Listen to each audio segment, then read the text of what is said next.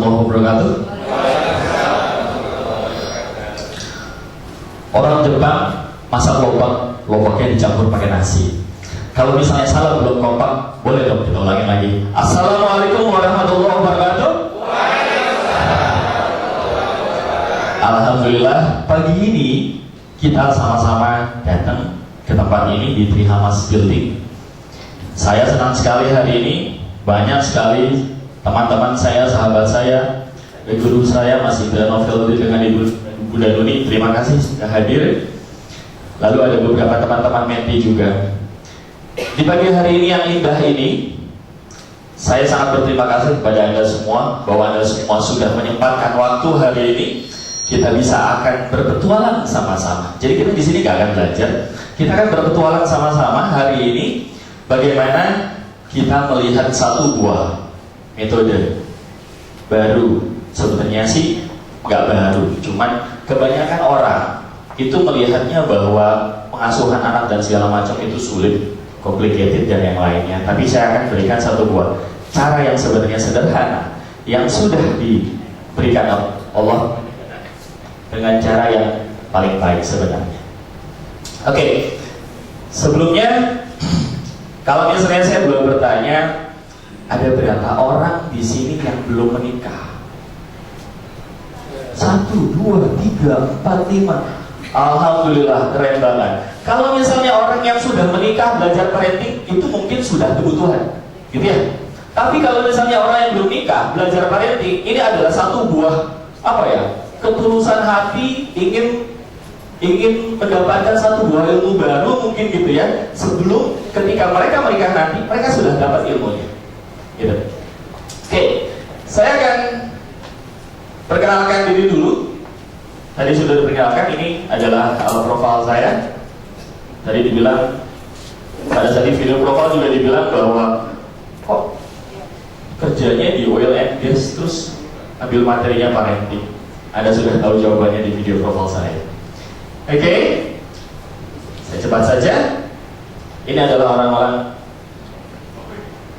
yang saya sayangi.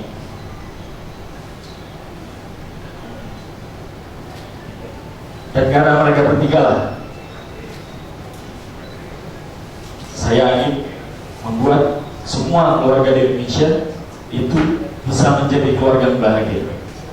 Saya yakin bahwa ibu dan bapak semua juga ingin mendapatkan keluarga yang bahagia, betul? Betul, oke.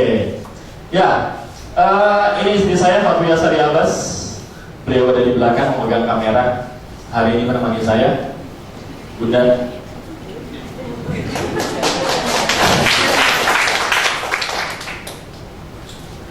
Anak saya pertama, Muhammad Gafalif. Sekarang dia kelas 6.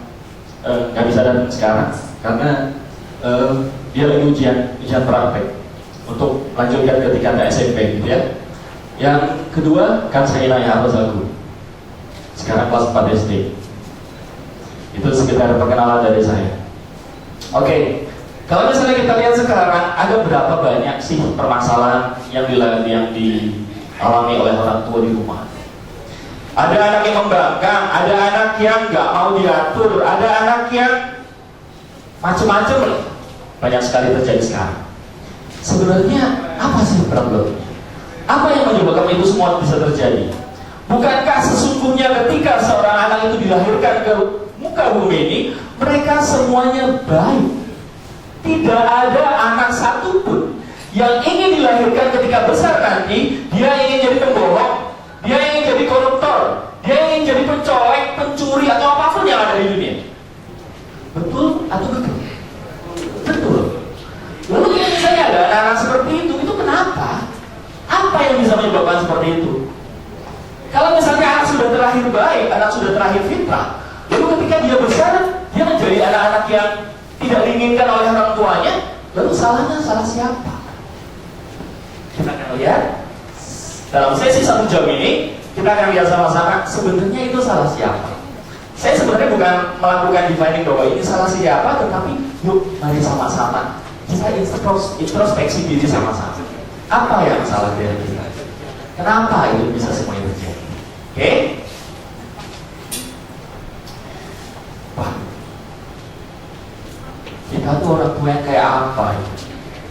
Kita tuh orang tua yang kerjanya marah-marah terus tiap hari. Kalau misalnya melihat anak lagi berantem antara satu dan yang lainnya itu, kita ribut sendiri. Kita bilang, aduh adik jangan naik ke atas meja, aduh kakak jangan begitu, aduh adik jangan begini. Apa kita seorang yang seperti itu? Yang selama ini selalu marah-marah, kerjanya di rumah. Kenapa? Karena anak kita nggak bisa diatur. Atau mungkin bisa jadi kita orang tua yang kayaknya udah desperate banget tiap hari. Anak kita tuh nggak bisa diapa-apain gitu ya, nggak bisa dibilangin, nggak bisa diomongin. Akhirnya kita cuma diam duduk di bangku lalu sambil nangis kayak gini. Ini bukan kucing ya, itu orang tua yang lagi nangis, ya? Atau apakah kita seorang orang tua yang bodo amat, yang penting anak saya kasih uang jajan, saya kasih pendidikan, selesai. Mau dia gimana ke segala macam. Kan katanya anak itu nggak boleh sering-sering diatur, nggak boleh sering-sering dilarang, biarin aja. Apakah kita orang seperti itu? Kita akan cari tahu. Lalu yang keempat, ada yang terakhir, punya orang tua tapi tidak berasa punya orang tua. Ini yang paling bahaya. Beberapa waktu lalu saya pernah datang ke sekolah SD saya, karena SD saya masih berdekatan dengan rumah saya yang sekarang. Saya ngobrol-ngobrol dengan guru-guru di sana. Salah satu guru, Pak Tatang namanya, bilang seperti ini. Zaman kamu dulu SD sama zaman sekarang. Saya sambil bayang-bayang, zaman saya SD, Pak, itu 30 tahun yang lalu, Pak, lebih, Pak. Ya, pokoknya itulah. Kawan tuanya kan obat-obatnya. Pada saat itu guru-guru itu bilang, pada saat itu Pak Tatang bilang, zaman kamu kecil dulu dengan zaman sekarang itu berbeda banget. Maksudnya Pak? Iya, zaman dulu ketika anak bermasalah, dipanggil orang tuanya kan. Dua-duanya umumnya kan. Tapi sekarang, kalau misalnya anak bermasalah, yang datang itu biasanya siapa? Ibunya. Kalau yang ambil rapat biasanya siapa? Ibunya. Kalau misalnya di rumah, ketika anaknya bermasalah, yang bilang, Bu, itu anakmu dong, tolong. Emang siapa yang bikin? Kan dua-duanya yang bikin. Kenapa dibilang cuma anaknya ibu doang gitu? Kenapa nggak bilangnya, Bu, itu tolong anak kita? Nah, kebanyakan orang-orang pada bilang gitu ya. Setelah bapak-bapak bilang bahwa itu anaknya. Loh, anak siapa ya? Kan anak berdua. Pak Tatang bilang, kalau dulu seperti itu, sekarang beda. Kebanyakan yang datang ke sekolah itu adalah ibu.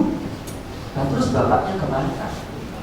Akhirnya keluar statement yang cukup mengharukan buat saya. Guru itu bilang bahwa saya berasa anak-anak saya sekarang, anak-anak didik saya sekarang itu yatim.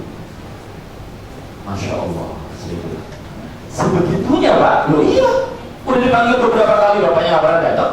Yang datang cuma ibunya aja, ya berasa dong anaknya yatim. Berasa nggak punya bapak. Nah, terus kemana bapak-bapak? Ada apa ini sebenarnya? Oke. Kalau misalnya itu semua terus terjadi, apakah tidak jadi si anak ini merasa bahwa iya ya, kok ayah kayaknya kerjaannya cuma kerja aja, aku nggak pernah ditemenin. Kalau misalnya itu semua terjadi, terus kita mau harus seperti apa? Anak akan kehilangan sosok ayah di rumah. Saya akan melanjutkan atau bercerita tentang satu buah kisah. Ada seorang anak, umur masih belasan tahun. Dia anak yang supel sekali di sekolah. Anak ini memiliki banyak teman, laki, perempuan, semuanya dia punya. Tapi terasa ada satu hal yang hilang dari dalam diri. Dia hidup tidak bersama orang tuanya. Dia hidup bersama tante dan nenek.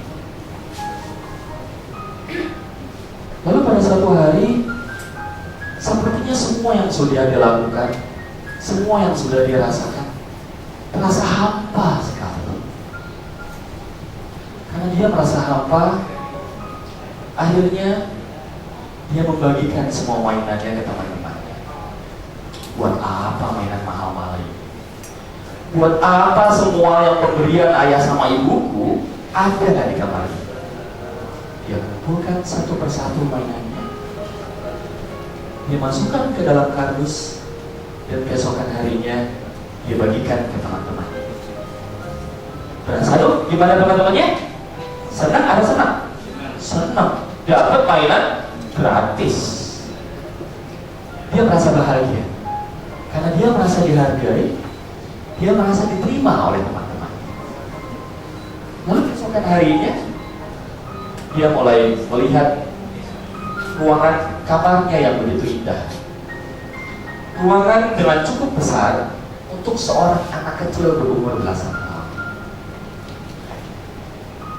Dia melihat di pojok kiri ada satu lemari yang cukup besar di sebelah meja belajarnya. Lalu dia mengambil satu tali untuk mengukur seberapa besar pintu dari lemari, yaitu sepertinya nggak muat. Yaitu pintu satunya lagi, ini kayaknya lebih besar. Setelah dihitung, keesokan paginya seperti biasa, tantenya memanggil dia untuk bangun sekolah, untuk mandi dan siap-siap untuk sekolah. Lalu diketuklah pintu kamar. Rangga, bangun nak, waktunya sudah sekolah. Satu kali ketukan, tidak terdengar jawaban. Dua kali ketukan, tidak pula terdengar jawaban. Tiga kali ketukan, tidak pula terdengar jawaban. Lalu didobrak pintunya, dilihat di kamarnya, ternyata Rangga gak ada. Anda tidak ada di tempat tidur, dilihat di kamar mandi, Rangga pun tidak ada. Pikiran tantenya mulai gundah gulana. Dia mencari ke semua sisi kamar. Akhirnya satu tempat terakhir yang dibuka, yang di tempat yang dicari oleh tantenya adalah lemari. Setelah dibuka lemari tersebut, Rangga sudah terjun kaku di lemari sendiri di kamarnya.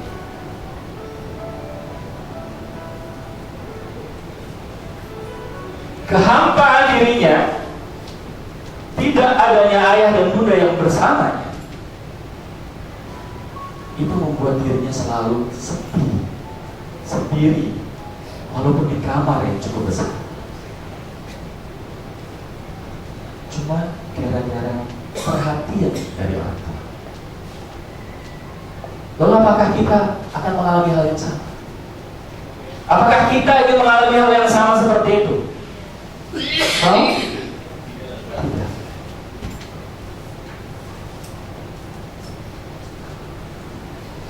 Oleh karena itu, mulai sekarang berikan perhatian terbaik buat anak-anak kita agar mereka tidak melakukan hal-hal yang tidak diinginkan. Setuju? Mau? Oke. Maka dari itu saya membuatkan 1-2 metode bagaimana parenting dengan namanya adalah fitrah parenting. Fitrah parenting adalah 1-2 metode bagaimana kita mengenal anak secara fitrahnya, secara lahiriahnya, dengan memiliki keunikan tersendiri, dan kita sebagai orang tua harus menjadi teladan yang baik. Kita jadi orang tua harus apa? Jadi teladan yang baik. Bagaimana caranya? Kita akan lanjutkan. Apa sih yang dimaksud dengan fitrah? Ada yang mau kasih ide? Apa yang dimaksud dengan fitrah? Ada? Silakan. Suci. Oke.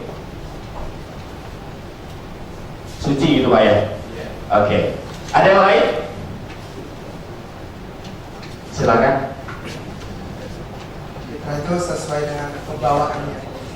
sesuai dengan pembawaannya dari sananya. Oke, ada lagi? Silakan. Asal kejadian. Asal kejadian.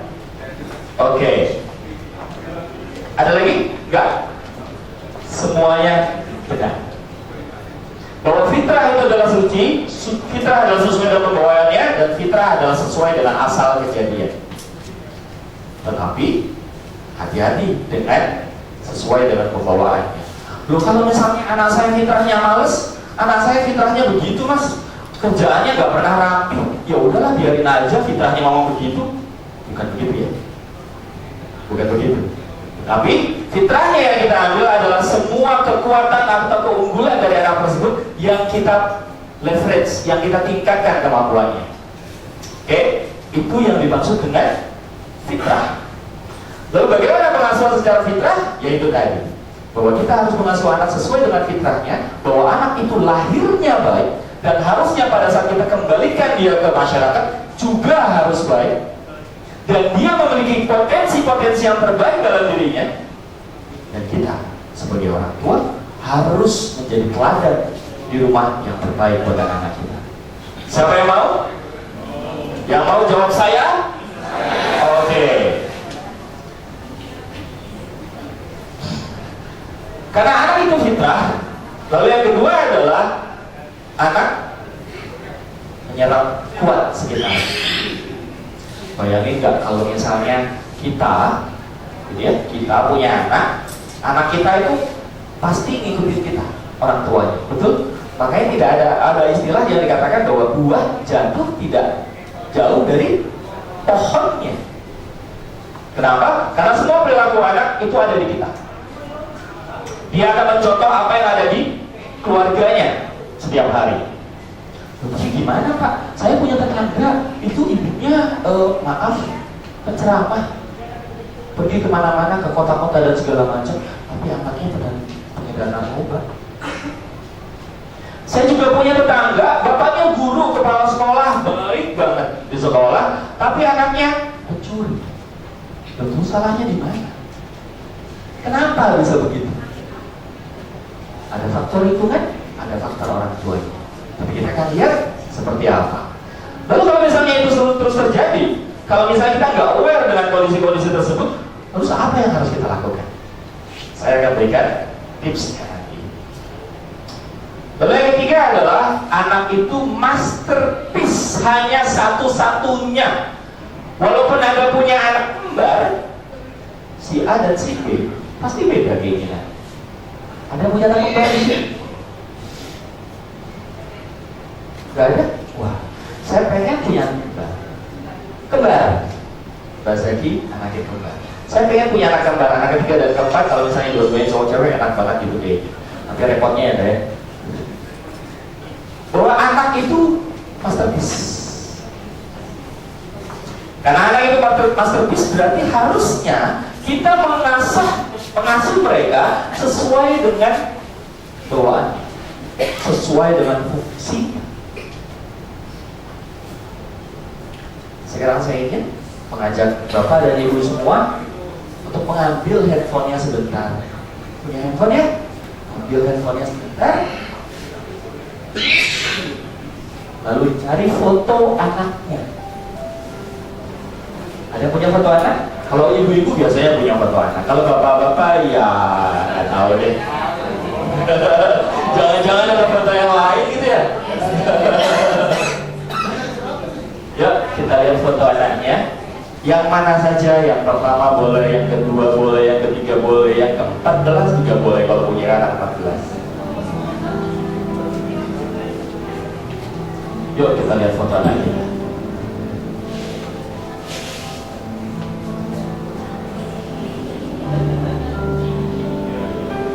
Kita ingat-ingat dulu pada saat mereka lahir pertama kali.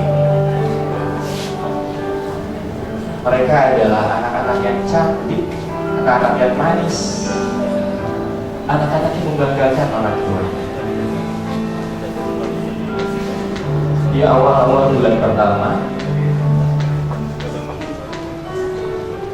senyumannya meluluhkan kelelahan kita tiap hari. Canda tawanya meluluhkan kecapean kita tiap hari. Pada saat dia mulai beranjak besar, dia mulai bisa berjalan, dia mulai bisa berlari, lalu ia terjatuh, rasanya di hati. Kasihan anak saya jatuh, kita selalu menjaganya.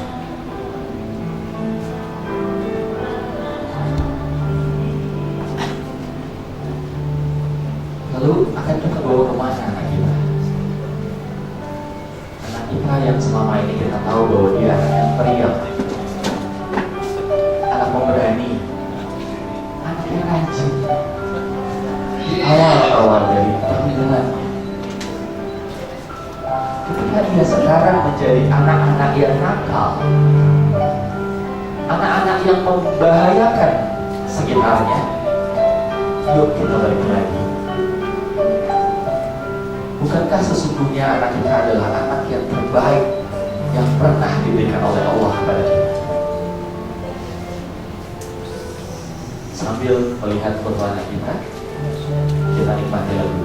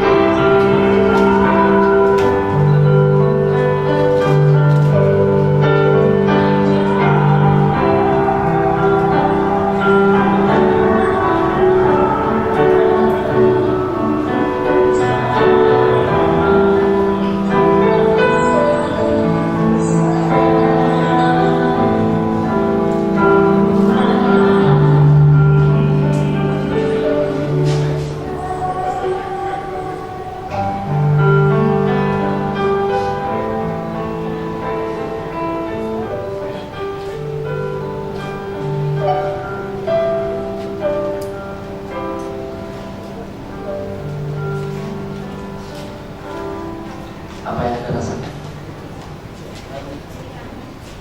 Jadi kangen. Mbak Wiwi jadi kangen.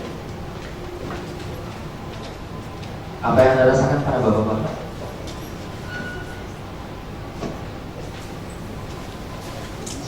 Seperti ingin balik pada saat mereka kecil, ketika mereka masih belajar.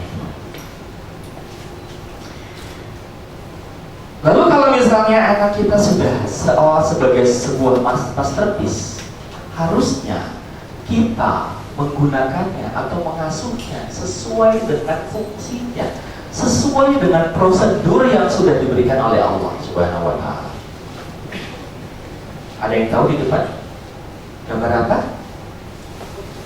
Vakum cleaner. Vakum cleaner gunanya buat apa? Pembersih sedot debu. Sekarang kalau misalnya vakum cleaner tersebut saya pakai buat sedot air, bisa? Bisa. Kalau misalnya saya habis potong rumput, saya buat sedot rumput, bisa apa? Bisa. Tapi berikutnya bisa rusak. Sama seperti anak kita. Kalau anak kita sudah ditentukan karakteristiknya, prosedurnya yang sudah diberikan sama Allah, kita tidak menstimuli mereka dengan cara-cara yang sudah ditentukan, bisa jadi rusak. Sekarang, siapa yang tahu potensi terbaik anaknya? Ada yang punya anak umur 10 atau 12 tahun?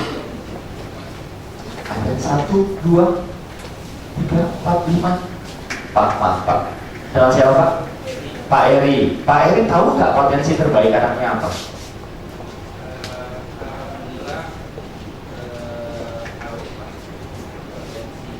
Potensinya lebih kepada yang mengandalkan yang logika. Oke, keren banget. Umurnya berapa Pak? 13 tahun. Kalau misalnya kita memiliki tahu potensi terbaik dari anak kita, akhirnya kita pengasuhnya akan lebih enak, akan lebih enjoy. Si anak juga akan lebih enjoy. Dia nggak merasa bahwa dia dirusak oleh orang tuanya. Jadi itu poinnya, bahwa kita harus tahu apa prosedur yang sudah ditentukan oleh Allah. Dari mana? Dari software otak anak kita. Karena anak atau semua manusia itu punya software di otak. Kita harus melakukan stimuli terhadap otaknya. Yang kedua, yang berikutnya adalah bahwa kita harus melakukan komunikasi yang baik terhadap anak-anak kita. Bicara harus dengan yang positif. Mbak Novi, boleh mejanya. Ada satu orang laki-laki volunteer yang mau untuk ke depan. Satu orang saja, silakan Mas. Monggo Mas. Kalau dilihat dari badannya sih kayaknya sama saya gedean Bapak ini ya. Karena siapa Pak? Pak Zulman. Kalau misalnya saya kan badannya agak lebih kecil ya, tapi insya Allah saya lebih berotot. Saya akan melakukan satu buah permainan sama seperti yang di depan. Ya Pak. Sebelumnya sudah pernah coba? Jarang. Sama Pak, saya juga jarang Pak. Ini kan pengen launching aja Pak. Oke? Saya akan panco dengan Pak Zulman. Kita akan panco sama-sama.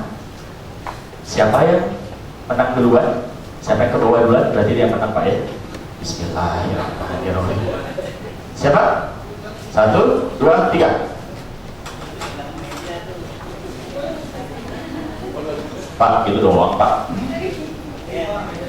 Yakin Pak? Pak, saya beneran loh ini Pak, gak main-main Pak. Iya.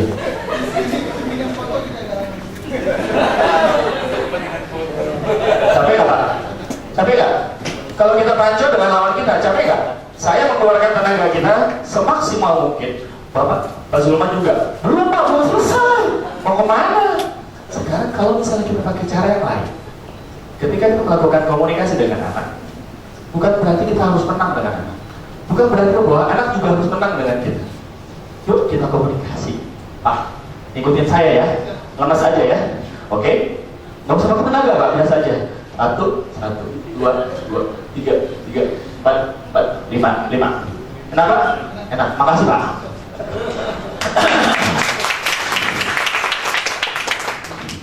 Kalau misalnya kita melakukan komunikasi dengan anak, dua-duanya menang. Lakukan itu.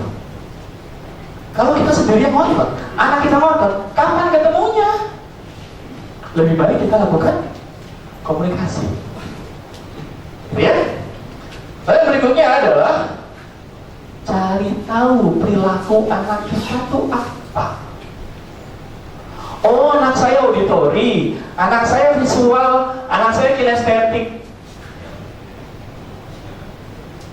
Nah, terus apa pentingnya?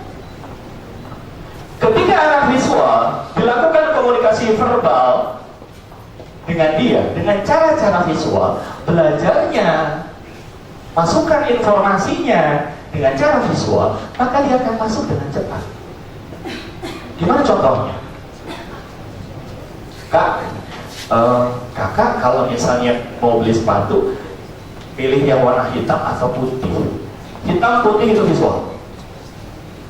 Maunya nanti rumahnya atau kamar kakak mau dicatnya warna apa?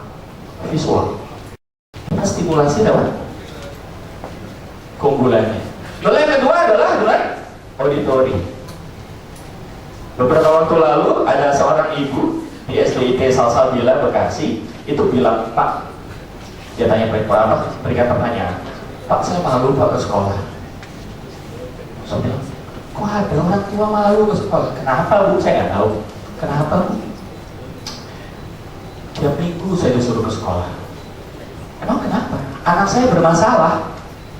Loh, masalahnya anak ibu kenapa? Anak saya itu kalau misalnya di sekolah belajar cuma 5 menit bisa diemnya. Berikutnya dia jalan-jalan. Ngapain? Oh, nulis. Ngapain? Coba handphone dong. Coba pulpen dong. Gak pernah lo di meja 5 menit doang. Tetapi dilalahnya semua nilainya bagus. Gak pernah kurang dari 95. Saya bingung, Pak. Anak saya kok begitu ya? Saya bilang anaknya auditori. Apapun yang dibilang sama gurunya di depan, dia masuk. Walaupun dia nggak lihat. Jalan-jalan dia. Godain temannya, komentar-komentaran, segala macam. Tapi nilainya bagus. Nah, terus masalah nggak sebenarnya anaknya? Pendidikan Indonesia membuat kita mencap bahwa anak-anak tersebut adalah anak-anak yang bermasalah. Sesungguhnya anak tersebut tidak bermasalah. Lalu bagaimana dengan kinestetik? Anak-anak kinestetik itu semuanya dilakukan dengan gerakan.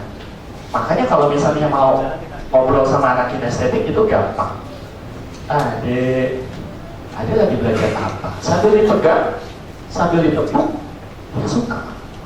Itu masuk informasi ke otaknya. Jadi ada apa aja? Yang pertama, anak yang visual. Yang kedua, anak yang auditory. Dan yang ketiga, anak yang kinestetik. Cari tahu perilaku anak kita seperti apa. Kalau kita sudah tahu, gampang masukin informasi.